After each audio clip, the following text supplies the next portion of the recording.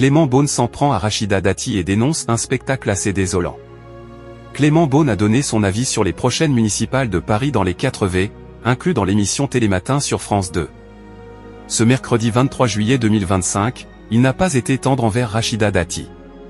Clément Beaune, après avoir été boudé sur TF1, était l'invité des 4V, l'interview politique de Télématin ce mercredi 23 juillet 2025 sur l'antenne de France 2 en début de journée. L'ancien ministre du gouvernement a alors donné son opinion sur la sortie de Rachida Dati la veille, après qu'elle a reçu un soutien de Gérald Darmanin.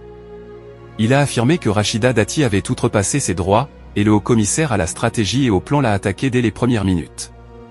On n'est pas l'Amérique de Trump, on est la République française, on doit respecter un certain nombre de principes, a-t-il déclaré face à Jean-Baptiste Marteau.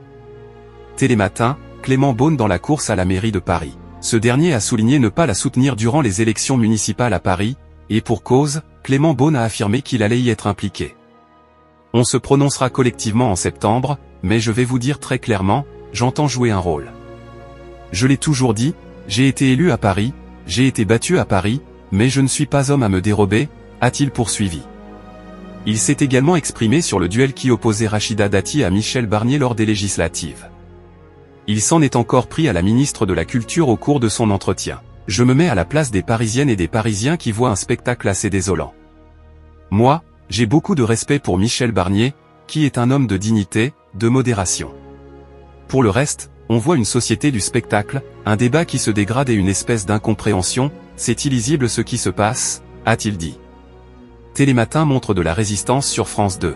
Du côté des audiences, cet entretien de Clément Beaune dans les 4V a réuni 533 000 personnes en moyenne ce mercredi 23 juillet 2025 entre 7h40 et 7h49, soit 22,9% de part de marché auprès de l'ensemble du public.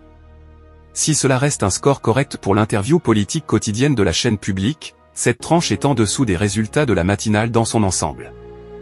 De 6h28 à 9h30, le programme Télématin a fédéré 642 000 personnes, soit 25,1% de part de marché auprès des 4 ans et plus. Le magazine quotidien est en baisse de 1,9 points par rapport à la saison dernière. Cependant, sur une semaine, la matinale est en hausse de 1,8 points de part de marché. Télématin est à retrouver quotidiennement à 6h30 sur France 2.